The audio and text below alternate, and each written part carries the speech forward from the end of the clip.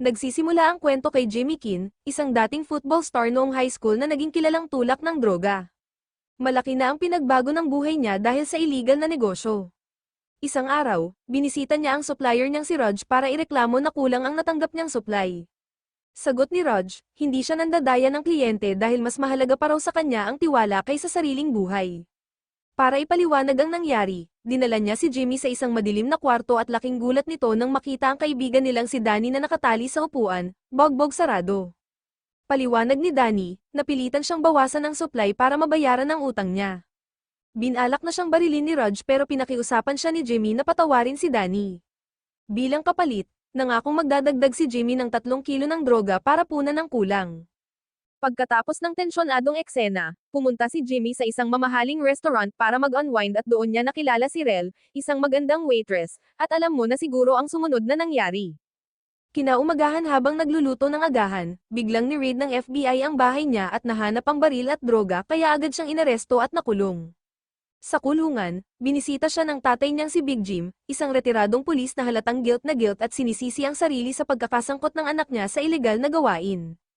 Ayon sa kanya, pwedeng umabot ng hanggang 5 taon ang sentensya ni Jimmy, pero may alok ang FBI agent na si Edmund Beaumont, kung aamin siya sa lahat ng krimen niya sa korte, magiging 2 taon lang ang parusa. Sa pag-asang mapapaikli ang kulong, umamin si Jimmy sa lahat sa korte, pero imbes na gaman ng sentensya, laking gulat niya nang patawan siya ng 10 taong pagkakakulong. Nagpanteng ang tenga ni Jimmy at galit na tiningnan si Beaumont dahil sa tila panlilin lang nito, pero bago pa siya makapagsalita, inagaw na siya ng mga guard at dinala sa kulungan para simulan ang minimum guideline term na 120 months. Makalipas ang 7 buwan sa minimum security prison sa Michigan, naging kilala si Jimmy dahil sa husay niyang makisama, nakuha niya ang respeto ng halos lahat sa loob. Dahil dito, napansin siya ng FBI agent na si Lauren Macaulay at pinatawag siya para sa isang special na alok. Pagdating sa meeting, nakita niyang nandoon din si Edmund kaya agad siyang naging defensive, iniisip kung maloloko na naman siya. Pero kalmado siyang pinakiusapan ni Lauren na makinig muna. Sabi niya, may isang pagkakataon lang si Jimmy para gamitin ang galing niya sa pakikisama. Ipinaliwanag niya na kung kayang makuha ni Jimmy ang loob ni Larry Hall, isang kilalang serial killer at child molester na nakakulong sa Springfield Maximum Security Prison, at malaman kung saan nakalibing ang mga bangkay ng mga batang biktima nito, maaaring mapalitan ng kalayaan ang kasalukuyan niyang sentensya. Kapag naging matagumpay si Jimmy sa misyon, mabubure raw ang buong sentensya niya. Tinanong ni Jimmy kung bakit kailangan pa ng FBI ang tulong niya sa ganitong delikadong gawain. Ipinaliwanag ni Lauren na si Larry Hall ay parang isang magaling na aktor, madalas siyang umamin sa mga krimen sa harap ng pulis pero pagkatapos ay babawiin ang lahat sa korte, dahilan para siya'y makalaya. Para sa ibang authorities, isa lang siyang attention-seeking serial confessor at hindi talaga itinuturing na seryosong banta. Pero ayon kay Lauren, iba raw ang sitwasyon ngayon, kailangan nila ng isang taong kayang lumapit kay Larry at kuhanin ng totoong impormasyon dahil bihasa ito sa pagtatago ng ebidensya at paglilinis ng bakas. Naging duda si Jimmy dahil alam niyang mapanganib ang Springfield at hindi biro ang makihalubilo sa mga kriminal doon. Pero pinilit siya ni Lauren na maintindihan ang urgency, kapag wala silang ginawa, posibleng makalaya si Larry at ipagpatuloy ang panggagahasa at pagpatay sa mga inosenteng babae. Iniabot ni Lauren kay Jimmy ang mga case file ni Larry bago siya umalis para bigyan siya ng oras magdesisyon. Kinagabihan, hindi makatulog si Jimmy kakaisip kaya nagsimula siyang magbasa ng mga dokumento tungkol kay Larry Hall. Pinag-aralan niya ng mabuti ang kaso at hinimay ang mga detalye ng buhay nito, pati na ang background ng pamilya, para maunawaan kung anong nagtutulak sa kanya sa madidilim na gawain. Kinaumagahan, ibinahagi niya sa ama ang bagong alok ng FBI, na kailangan niyang magkunwaring preso sa Springfield para alamin ang mga sikreto ng serial killer, kapalit ng kalayaan. Pero binalaan siya ng ama na sobrang delikado ang undercover mission, at baka imbes na makalaya siya, madagdagan pa ang sentensya kung pumalpak siya. Kinabukasan, bumisita sa kanya ang madrasta niyang si Sammy Kin, may mabigat na mukha at dala ang masamang balita, nagka-stroke si Big Jim kagabi at nasa ospital ngayon, kritikal ang kondisyon. Ang dahilan, sobrang stress sa sitwasyon ni Jimmy, at pakiramdam niya ay siya ang may kasalanan. Halos mangiyak-ngiyak si Sammy habang pinapakiusapan si Jimmy na seryosohin ang alok ng FBI dahil baka wala ng sapat na oras ang tatay niya. Mabigat ang mga salitang iyon sa dibdib ni Jimmy, pero yun din ang nagtulak sa kanya para magdesisyon. Pumunta siya sa Springfield hindi lang para lutasin ang kaso, kundi para ipakita sa ama na may pag-asa pa siya. Lumipat ang eksena sa petsang September 10, 1993, 4 na taon bago ang kasalukuyang timeline, ito ang simula ng mga krimen ni Larry Hall. Dumating si FBI agent Brian Miller para imbestigahan ang kaso ng 15 anyos na si Jessica Roach na pinatay. Ayon sa isang testigo, may nakita raw siyang van na paulit-ulit na bumabalik sa lugar pero hindi niya matandaan kung anong kulay ng van o kung sino ang nagmamaneho nito. Napansin ni Brian na malinis at maayos ang pagkakaayos ng mga damit at accessories ni Jessica sa crime scene, kaya halos imposibleng makakuha ng ebidensya mula rito. Pagkalipas ng 13 buwan, noong October 1994, nakatanggap si Brian ng impormasyon tungkol sa isa pang kaso ng panggagahasa at pagpatay, this time involving a college student named Trisha Rittler. Ginamit niya lahat ng resources niya para imbestigahan, at nadiskubre niya na ang van na nakita sa lugar ng krimen ay pagmamayari ni Larry Hall. Agad niyang tinawagan ng kaibigang si Chris Dale para ipunin lahat ng impormasyon tungkol kay Larry. Sabi ni Chris, kilala niya ang pamilya ni Larry na may negosyo sa paghuhukay, at bagamat may kapansanan sa pag-iisip si Larry, hinding-hindi raw ito kayang pumatay ng tao. Pero hindi natinag si Brian, pinilit niyang makaharap si Larry at inutusan si Chris na agad itong dalhin sa kustodiya. Kinabukasan, bumiyahe si Brian papuntang Indiana para personal na tanungin si Larry. Bago siya makalapit, binalaan siya ng mga kasamahan ni Chris na walang mapapala sa pakikipag-usap kay Larry dahil mahilig lang itong umamin sa mga krimen para makuha ang atensyon ng pulisya. Pero determinado si Brian, kaya pinilit niyang makita mismo ang totoo. Pagharap niya kay Larry, agad siyang nabigla sa itsura nito, lalo na sa kakaibang sideburns. Nagkomento siya tungkol dito, at sagot ni Larry, inayos daw niya iyon para sa isang Civil War reenactment at dapat daw ang tawag ay burns, at hindi sideburns. Hindi na lang ito pinansin ni Brian at sinimulang tanungin si Larry ng random na mga tanong. Unti-unti, diniretso niya sa tanong tungkol sa mga babae. Sabi ni Larry, galit siya sa mga babae dahil wala raw gustong kumausap sa kanya. Ikinwento pa niyang madalas daw siyang managinip na pumapatay ng babae, pero iginiit niyang panaginip lang ito at walang kinalaman sa realidad. Nabigla si Brian sa sagot, kaya ipinakita niya kay Larry ang litrato ni Jessica Roach at tinanong kung kilala niya ito. Nang makita ang larawan, nanginginig si Larry at nakiusap na alisin ito. Ilang sandali pa, bigla siyang nagka-convulsions kaya napilitang pakawalan siya ng mga investigador.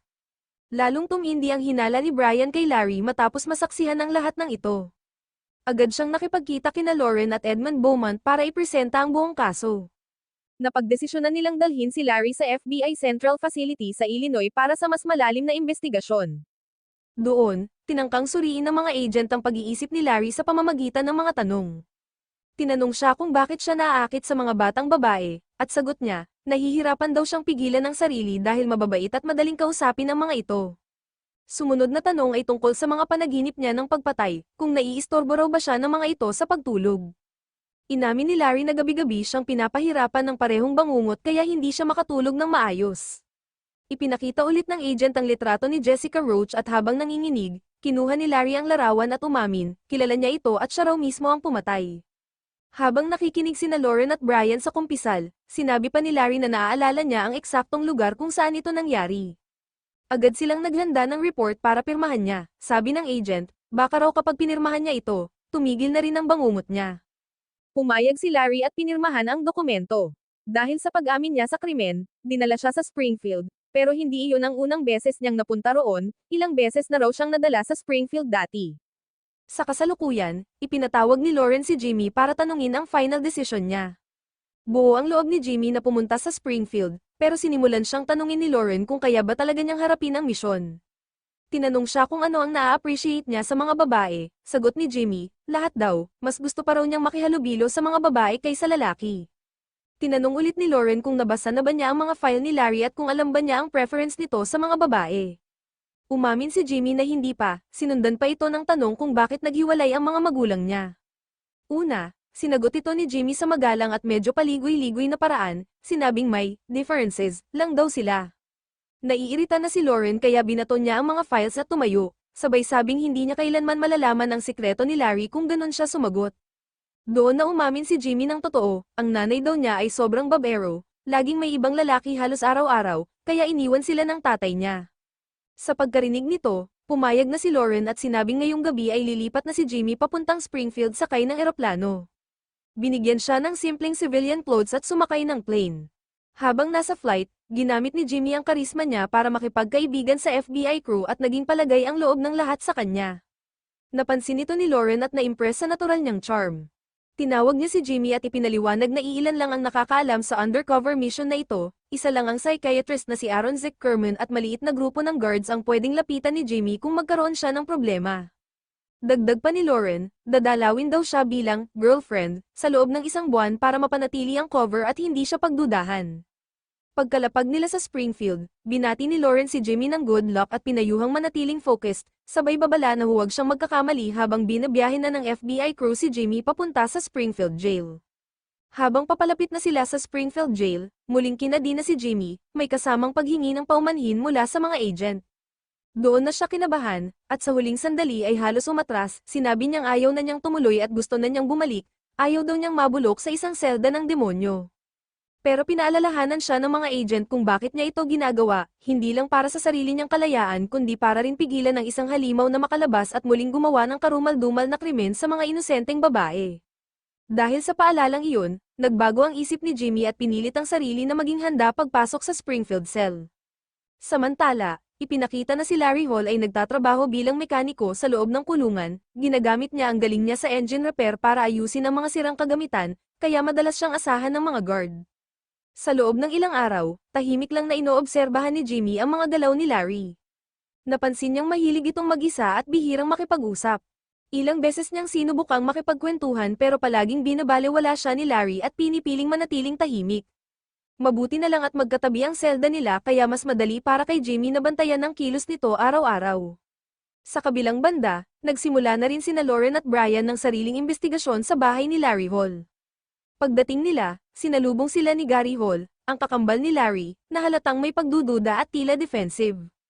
Ayon sa kanya, wala raw makikita ang mga agent sa bahay nila at naniniwala siyang walang kasalanan ng kapatid niya, na gaya ng dati ay malapit na raw palayain.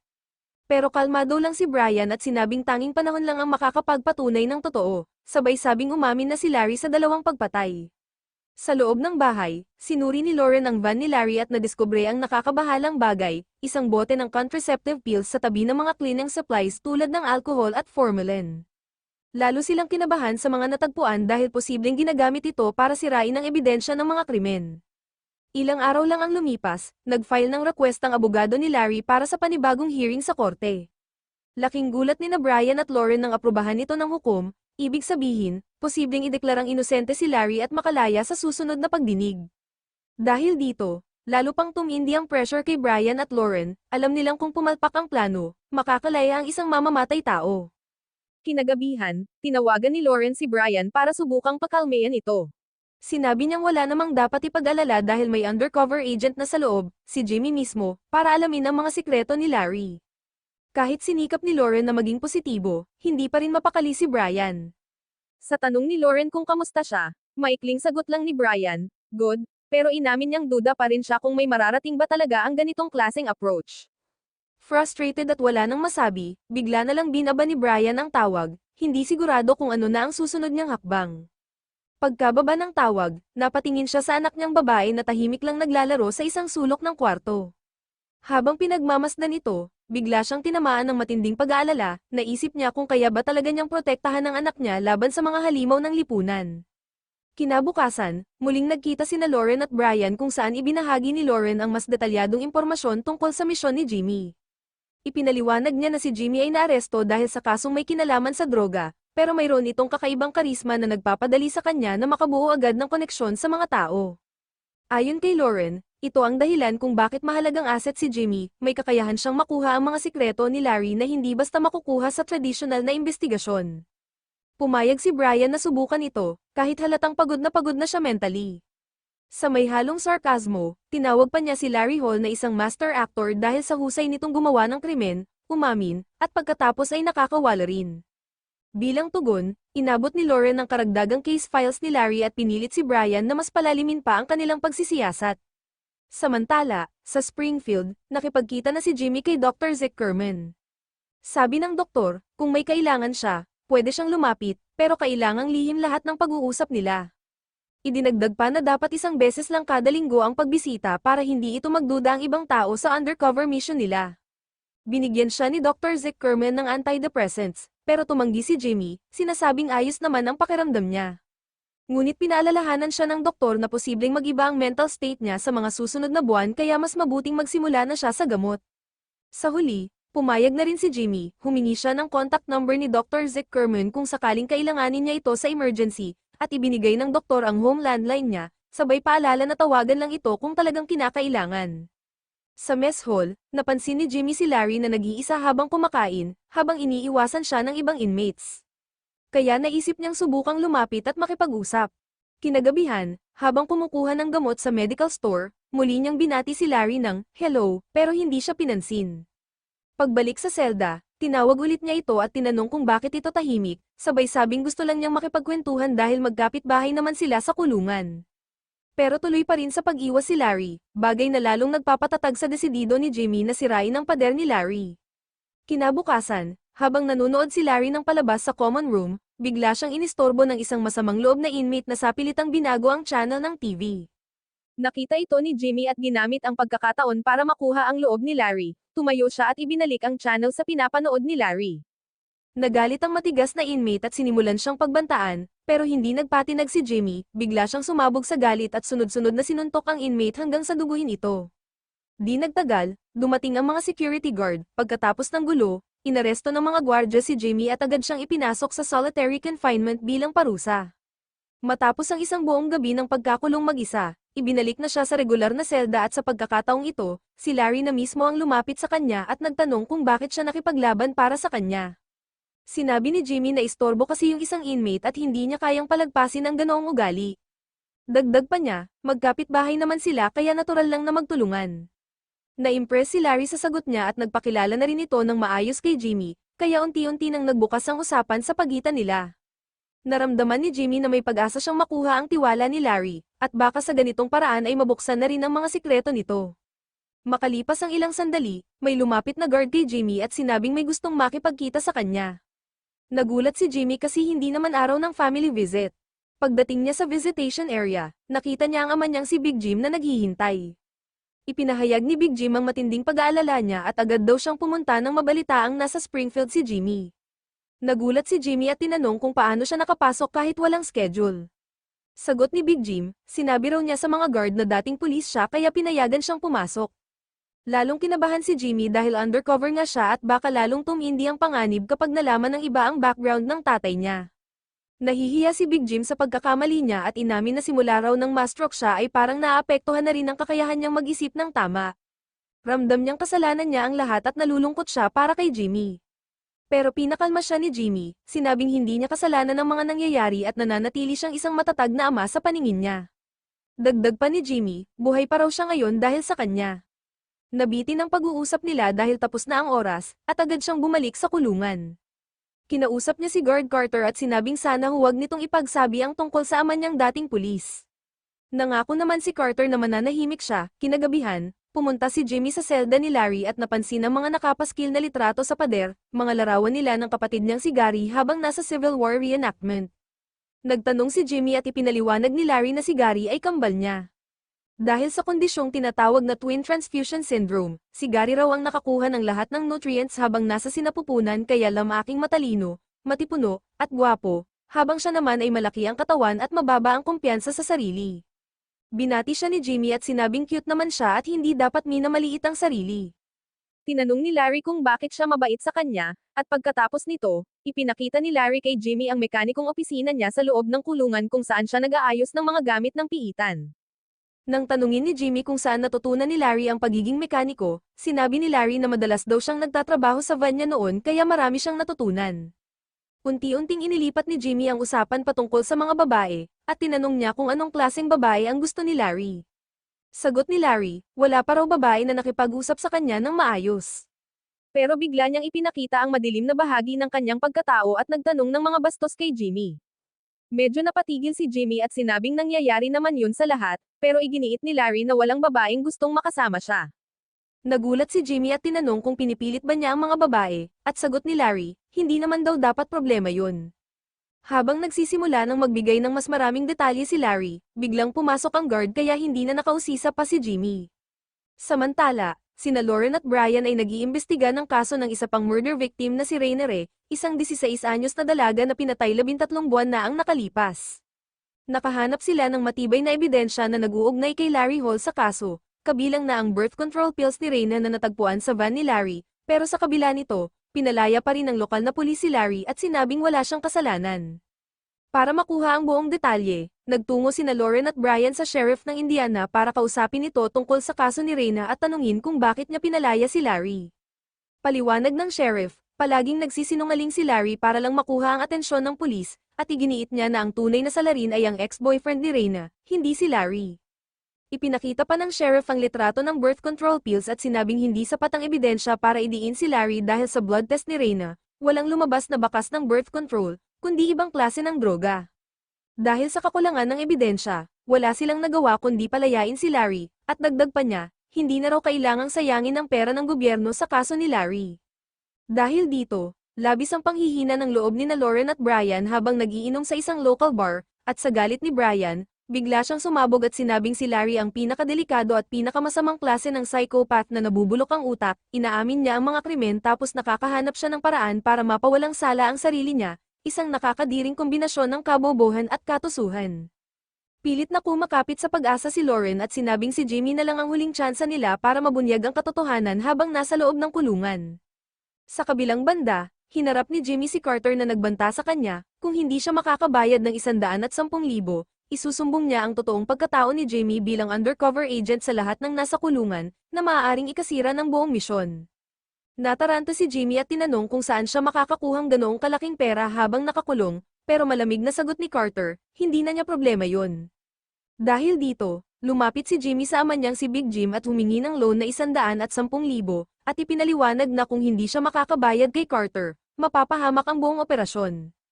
Malungkot na sagot ni Big Jim, naubos na ang pera niya sa pagpapagamot at wala na siyang maitutulong na pera sa ngayon. Dahil sa sobrang desperado, nasabi ni Jimmy na may speaker daw sa bahay nila na may lamang 3 kilo ng droga, at kung makuha niya yun, baka magawan pa niya ng paraan makalakam ng 10,000. Ilang araw matapos ito, sinabihan siya ng tatay niya na nilaibat na niya ang buong bahay pero wala siyang nakita kahit anong droga. Nagtanong si Jimmy kung dumaan ba ang kapatid niya habang wala siya, at sagot ni Big Jim, baka daw nag-overnight ito, pero yun lang daw. Dahil dito, napuno ng galit si Jimmy at sinabi na sigurado siyang kapatid niya ang kumuha ng droga, sabay tanong kung sino ang nagbigay ng pahintulot dito na pumasok sa bahay. Ilang araw ang lumipas, dumalaw si Lauren kay Jimmy na naka-full makeup at nagpapanggap bilang girlfriend niya. Sinabi ni Jimmy na kailangan niya ng 10,000 o sisirain ng guard ang buong plano nila. Pero sabi ni Lauren, hindi kailanman maglalabas ang FBI ng ganong kalaking halaga para lang tapusin ang misyon. Kailangan daw ni Jimmy na solusyonan nito mag-isa, at kung sobrang delikado na, pwede naman daw tapusin na lang ang undercover mission at ibalik siya sa dati niyang low security na kulungan. Halatang pinanghihinaan na ng loob si Lauren lalo na't wala pa rin siyang nakukuhang matinong ebidensya laban kay Larry, at unti-unti siyang nagdududa kung talagang guilty ba ito. Pero mariing sinabi ni Jimmy na imposibleng inosente si Larry, at determinado siyang patunayan ang totoo. Hindi lang ito tungkol sa kalayaan niya, kundi para rin sa mga inosenteng babaeng brutal na pinatay ni Larry. Nakiusap siya kay Lauren na bigyan pa siya ng kaunting panahon para makakuha ng ebidensya. Sa kalagitnaan ng gabi, palihim na pumasok si Jimmy sa selda ni Larry habang wala ito. Habang nag-iikot siya, nakita niyang nakakalat ang mga porn magazines. Nang buksan niya ito, nabigla siya at halos mapasigaw sa nakita, dinrowing ni Larry sa loob ng mga magazine ang napakadilim at karumal-dumal na mga imahe ng kababaihang nililigalig, sinasakal, pinapatay gamit ang iba't ibang instrumento, at ginagamitan ng mga ritual na sobrang sadista. Mabuti na lang at agad niyang naibalik lahat ng eksaktong sa dati nilang ayos bago siya lumabas, pero halatang hindi pa rin niya matanggal sa isip niya ang kababuyang nakita. Pagbalik niya sa sarili niyang selda, nadatnan niya si Carter na naghihintay sa loob. Nanghingi na naman ito ng pera, pero matapang na sinabi ni Jimmy na wala talaga siyang maipoprovide. Nakangiti lang ng masama si Carter bago ito tumalikod at umalis. Ilang araw ang lumipas, nanahimik ang buong kulungan, parang bagyong hindi pa bumabagsak. Sabi ni Larry, ito na raw ang calm before the storm, at may malaking mangyayari. At tama nga siya, bigla na lang pumutok ang kaguluhan sa loob. Ang mga psychopathic na preso ay nagkasabwat at pinagpapatayan ng isa't isa.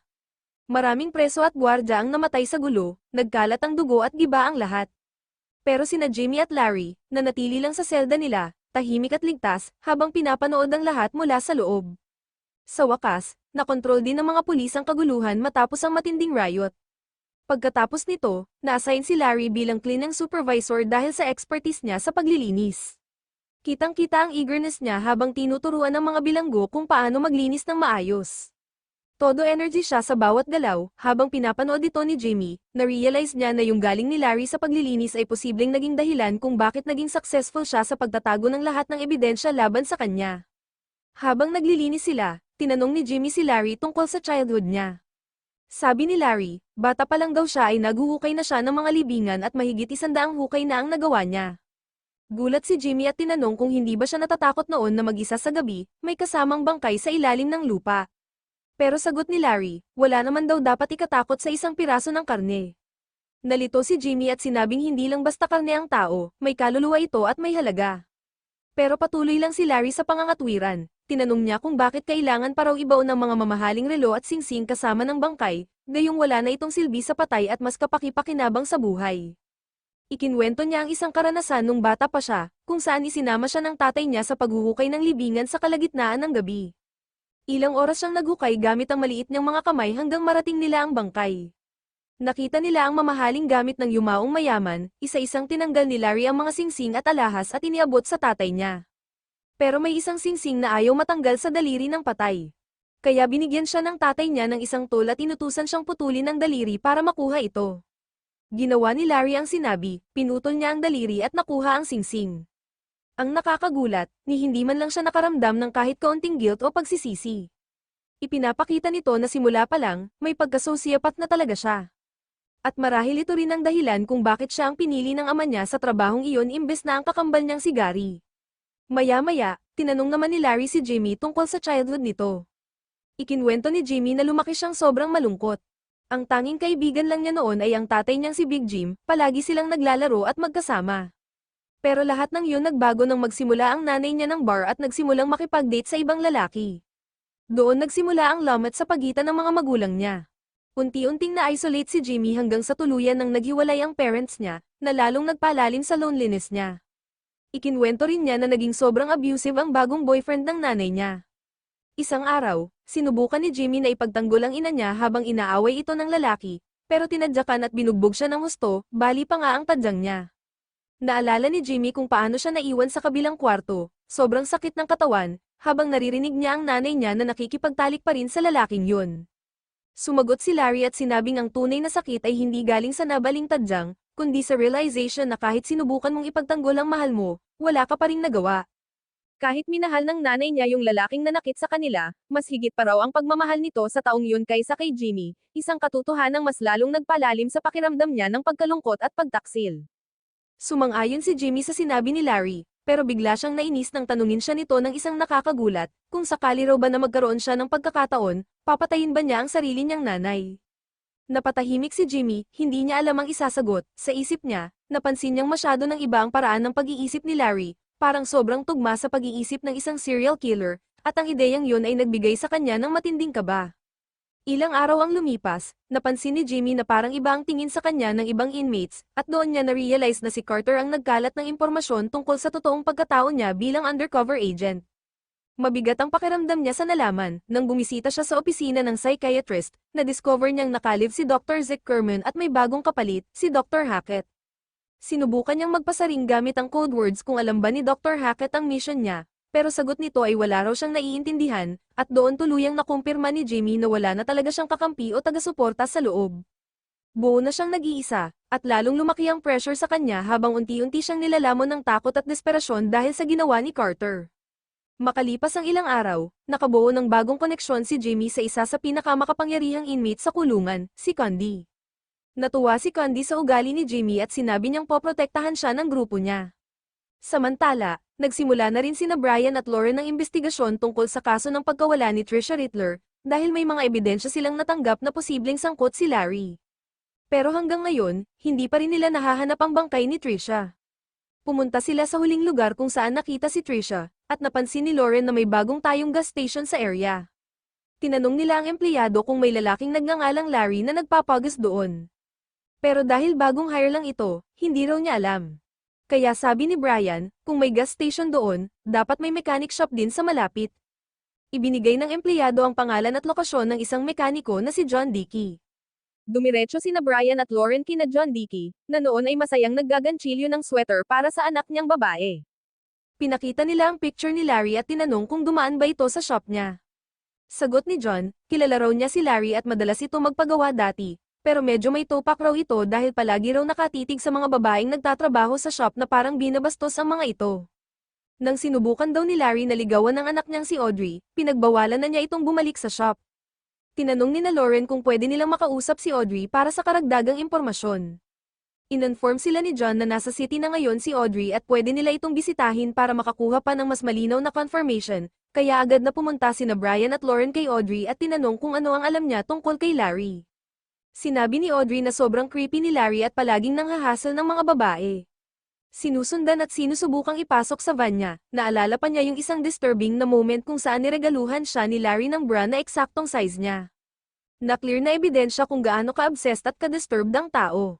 At dagdag pa niya minsan din siyang niregaluhan nito ng bisikleta pero hindi niya ito ginamit, kaya dinala niya sina Brian at Lauren sa garahe para ipakita iyon, at laking gulat nila nang marealize nilang yung bike ay pagmamayari ni Jessica Roach, ang parehong babaeng nawawala. Kaya malinaw na si Larry ang kumuha ng bike mula kay Jessica at ibinigay ito kay Audrey bilang regalo, mas pinatitibay pa ang connection niya sa pagkawala ng babae. Dinala ni na Brian at Lauren ang ebidensya kay Edmund na may pag-asang sapat na ito para hulihin si Larry at ipinaliwanag nila na yung nakaw na bisikleta ay direct link kay Jessica Roach. Pero agad itong binasag ni Edmund, sinabing after so many years, wala nang fingerprint na makukuha sa bike at kahit pa mag-testify si Audrey na si Larry ang nagbigay, hindi ito sapat para sa korte, kaya kahit gaano man ka-determine sina Brian at Lauren, sinabi ni Edmund na kulang pa rin ang ebidensya para makulong si Larry, kaya pinuri niya man ang effort nila, sinabi niyang si Jimmy na lang ang tanging pag-asa sa kulungan. Habang nasa loob si Jimmy, pilit niyang kinokontak si Dr. Zickerman pero laging napuputol ang tawag. At habang naiinis siya, may isang inmate na tila mainit ang ulo ang lumapit at halos manggulo. Pero imbes na makipagsagutan, pinili ni Jimmy na umiwas at tahimik na lumayo sa gulo. Pagkatapos noon, magkasama na sila ni Larry habang ito ay gumagawa ng wood carvings ng hayop at ibon.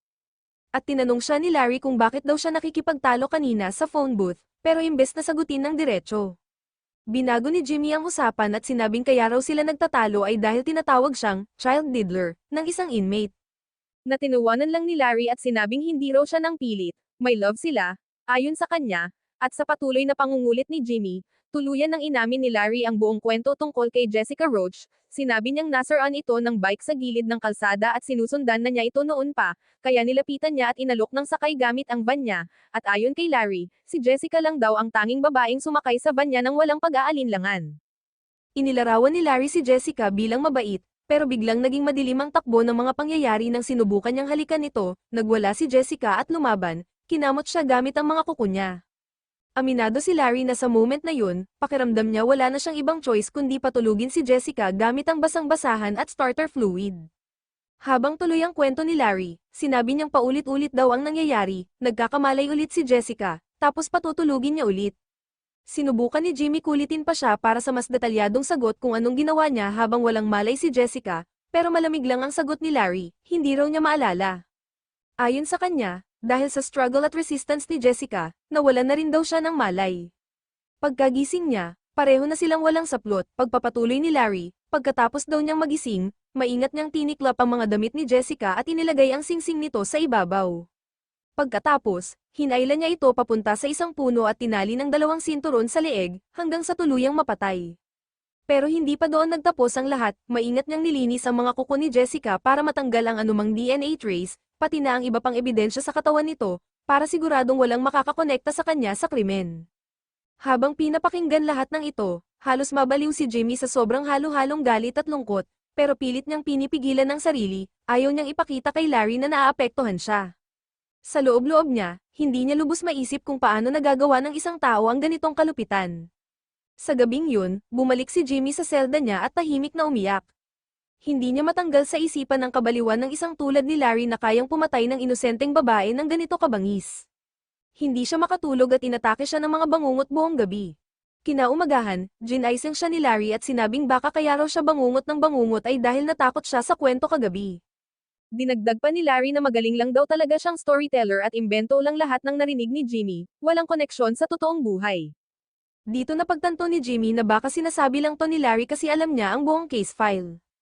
Kaya gumamit si Jimmy ng ibang strategy, sabi niya, alam naman niyang kwento lang yun kasi wala naman daw bayag si Larry para gawin yung mga bagay na yun. Tinawag niya itong duwag, dahil dito, biglang uminit ang ulo ni Larry at nagpumilit na totoo ang lahat ng sinabi niya. Sinabi pa niya na kung gusto ni Jimmy ng ebidensya, pumunta siya sa opisina niya sa basement pagkatapos ng lunch para ipakita niya ang buong mapa. Sinasabi ko ang totoo, ani Larry, makalipas ang ilang oras, nilapitan si Jimmy ni Carter. Alam daw niyang kaya nandoon si Jimmy ay para mahuli si Larry. Nag-alok siyang tumulong basta isama siya sa plano. Tinanong ni Jimmy kung bakit gusto siyang tulungan ni Carter. Carter sinabi na kung mahuhuli niya ang isang high-profile criminal katulad ni Larry, baka may chance siyang makakuha ng motion o mapababa ang sentensya niya, pero agad siyang tinanggihan ni Jimmy at sinabing hindi niya kailangan ng tulong niya dahil nilaso na niya ang pangalan niya sa loob ng kulungan at nilagyan pa siya ng mga recorder sa damit at sa selda kaya mas mabuting lumayo na lang siya. Samantala, sina Lauren at Brian ay nakipagkita kay Gary at tinanong sila kung anong iniimbestigahan nila pero sagot ni Lauren hindi sila nandoon para sa investigasyon kundi para makipagkwentuhan lang saglit. Inalok sila ni Gary ng inumin at nabanggit na malapit nang tanggapin ng korte ang apela ni Larry kaya malaya na ito. At sagot ni Lauren, oo tama siya, pero pagkalaya ni Larry ay maaaring pumatay na naman ito ng mga babae kaya nagalit si Gary at sinabing hindi siya makapaniwalang mamamatay tao si Larry kahit pa may nagawa itong masama. Bigla siyang pumasok sa bahay at inakala ni na Lauren at Brian na kukuha ito ng baril kaya tinago nila ang mga sarili nilang baril sa bulsa. Pero pagbalik ni Gary, dala lang nito ay mga lumang litrato ni Larry nung bata pa ito at ipinaliwanag niyang may problema na ito sa pag-iisip simula pa pagkabata pero hindi ito mamamatay tao. Ipinakita niya kung gaano kagaling si Larry sa pag-aayos ng mga makinang parang magician daw ito. Pero nagtanong si Lauren kung bakit niya nasabi kanina na may nagawa si Larry na masama. Kaya sa kakakulit niya ay inamin din ni Gary ang nangyari noon sa isang reenactment event kung saan may babaeng dinala si Gary sa tent at nang simulan niyang maging intimate sa babae. Sumunod si Larry at tinangkang makipaglapit din pero hindi komportable ang babae. At dahil lasing si Gary, hindi niya napigilan ang kapatid niya. Kaya nauwi sa pananakit ni Larry sa babae, sinakal pa ito habang nanonood lang si Gary sa gulat. At doon niya nakita ang malademonyong anyo ng kapatid niya. Kinabukasan, tinulungan niyang iuwi ang babae kasama ng isang biker, at habang nagsisisi, sinabi niyang sana ay ginamit niya ang konsensya niya para pigilan si Larry, pero huli na. Kaya kinumpranta siya ni Lauren at tinanong kung ano ang gagawin niya kung makalaya ang kapatid niyang marahas at muling makalabas sa mga lansangan, kaya ba niya itong pigilan o matitiis ba niyang bantayan ito habang alam niyang pwede uli itong manakit ng ibang ina o anak ng ibang tao. Tumahimik si Gary, hindi makasagot sa mabibigat na tanong ni Lauren. Samantala, sa loob ng kulungan, bumaba na rin si Jimmy sa basement para harapin si Larry. Sa mesa, ipinakita ni Larry ang isang detalyadong mapa kung saan niya inilibing ang mga bangkay ng mga batang babae na pinatay niya. Napansin ni Jimmy na mayroong 21 na eskultura ng buwitter sa paligid ng mapa kaya tinanong niya si Larry kung bakit eksaktong 21 ang ginawa nito, bakit hindi 20 o 22. Sabi ni Larry, basta raw 21 ang kanyang lucky number. Nagtaka si Jimmy kung para saan ang mga wooden sculpture, at paliwanag ni Larry, ginagawa raw niya iyon para protektahan ang kaluluwa ng mga patay. Dito na-realize ni Jimmy na 21 ang pinatay ni Larry. Pinold ni Larry ang mapa at nilagay ito sa isang lalagyan para ipadala sa labas.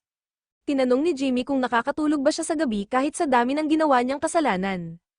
Umamin si Larry na madalas siyang bangganggutin. Sinabi ni Jimmy na dapat ipadala ang mapa sa mga pamilya ng mga biktima para kahit papaano ay magkaroon sila ng katahimikan at maayos na mailibing ang kanilang mga anak, pero tinawanan lang siya ni Larry at sinabing mahuhuli siya kapag ginawa niya iyon. Nagmungkahi si Jimmy na pwedeng may ibang taong magpadala, pero tumanggi pa rin si Larry. Sa halip, nagyabang pa siya na makakatakas daw siya sa kulungan at uulitin ang ginagawa niya sa ibang babae. Dito na nawalan ng pasensya si Jimmy, tumayo siya at sumigaw kay Larry na hinding-hindi siya makakalabas sa kulungan at hindi niya hahayaang makawala ito. Dito biglang na-realize ni Larry na undercover agent si Jimmy na pinadala ni na Edmund at Brian. Galit na galit siyang sinakal si Jimmy at sinigawan ito dahil sa pagtataksil, sabay bantang papatayin siya. Nauwi ito sa isang matinding santukan sa pagitan nila. Dumating ang mga gwardya para awatin ang gulo, ibinalik si Jimmy sa kanyang selda habang si Larry naman ay inilabas, at binigyan pa siya nito ng masamang ngiti habang papalayo. Habang iniisip ni Jimmy ang susunod na plano ni Larry, dumating si Dr. Hackett kasama ang mga gwardya at inutos na ilagay si Jimmy sa solitary confinement. Sumigaw si Jimmy, pilit na sinasabi na kailangan niyang makausap si Dr. Zeckerman. Paulit-ulit niyang isinisigaw ang landline number sa pag-asang may tatawag, pero walang nakinig sa kanya. Sa tindi ng frustration, huli na niyang naisip na wala nang makikinig. Habang nakakulong mag-isa, nag-request siya ng lapis para iguhit ang mapa bago niya ito makalimutan, pero walang nag-abot sa kanya ng kahit ano. Kaya kinagat niya ang sarili niyang daliri at ginamit ang dugo para iguhit ang mapa sa pader ng selda. Isa-isa, napinsala ang lahat ng kanyang daliri at maraming dugo ang damaloy, pero kahit papaano, nagawa niya ang simpleng bersyon ng mapa. Pagkalipas ng ilang oras, dumating din si Dr. Zickerman at inutos na ilabas si Jimmy mula sa selda, sabay paliwanag na nasa bakasyon daw siya kaya hindi agad nakarespond. Pagkarating ni Dr. Zickerman, agad niyang sinabi na kaya siya natagalan ay dahil nasa bakasyon siya, pero nung malaman niyang nandoon si Jimmy, agad siyang nagmadaling pumunta. Nangako rin siya na papanagutin niya si Dr. Hackett sa maling ginawa nito. Pero si Jimmy, punong-puno ng kaba, paulit-ulit na hinihingi ang kahit ballpen o lapis para madrawing niya ang mapa bago niya makalimutan. Sa wakas, pagdating nila sa opisina ni Dr. Zickerman, nandoon din si Lauren at dito na nagawa ni Jimmy ang buong mapa. Ipinakita niya ang 21 marka na pawang mga lugar kung saan inilibing ang mga biktima. Detalyado rin niyang ikinwento kung paano pinatay ni Larry si Jessica Roach, kung paanong maingat na tinupi ang damit nito at inilagay ang singsing sa ibabaw. Dahil sa ebidensyang ito, natuwa si Lauren at binati si Jimmy sa wakas ay napatunayan na niya ang totoo. Gamit ang mga impormasyong ito, madali nang ibasura ang apela ni Larry. Pagkatapos nito, inilabas na si Jimmy mula sa kulungan at dinala sa harap ng korte. Kinilala ng huwes ang tagumpay ng kanyang undercover mission at ang panganib na hinarap niya para maprotektahan ng mga kababaihan at lipunan, kaya't pinalaya siya at binawi ang lahat ng kaso laban sa kanya. Naiyak si Jimmy sa tuwa, sa wakas ay malaya na siya at matagumpay na naipasok sa rehas ang tunay na kriminal. Dumating si Brian at unang beses nilang nagkita ni Jimmy, pinasalamatan niya ito sa malaking tulong sa kaso. Samantala, nagsimula na rin ang pagdinig kay Larry, at ngayong may sapat na ebidensya laban sa kanya, ibinasura na ng hukom ang apela nito. Hinatulan siya ng habang buhay na pagkakakulong na walang posibilidad na makalaya. Hindi makapaniwala si Larry sa nangyari, tila hindi niya matanggap ang pagkatalo. Sa loob ng kulungan, sinubukan niyang tapusin ang sarili pero hindi siya nagtagumpay. Bumisita si Gary at sinabing kung naagapan lang sana siya noon bilang pasyente, baka hindi ito ang naging wakas. Pero iginiit ni Larry na wala siyang kasalanan at hindi siya nababagay sa kulungan. Sagot ni Gary, doon nagsisimula ang problema, dahil habang tinitingnan pa rin ni Larry ang sarili bilang biktima, hindi niya kailanman matatagpuan ang katahimikan. Kailangan niyang tanggapin na siya ang may sala para sa sarili niyang kapayapaan. Sa kabilang banda, bumisita si Jimmy sa kanyang ama bilang isang malayang tao, at lumuha si Big Jim sa sobrang tuwa nang makita ang anak niyang malaya na. Ngunit makalipas ang 5 taon, pumanaw si Big Jim dahil sa atake sa puso, ang mahalaga, nairaos nila ang huling taon ng magkasama, at iyon lang naman talaga ang hiling ng isang ama. Lumipas ang mga taon, isinara ni Jimmy ang kanyang negosyo sa droga at nagsimula ng legal at matinong hanap buhay bilang isang matagumpay na negosyante. Sa isang biyahe sakay ng business class, tumingin siya sa labas ng bintana ng eroplano at nakita niya ang eksaktong lugar na ginuhit ni Larry sa kanyang mapa.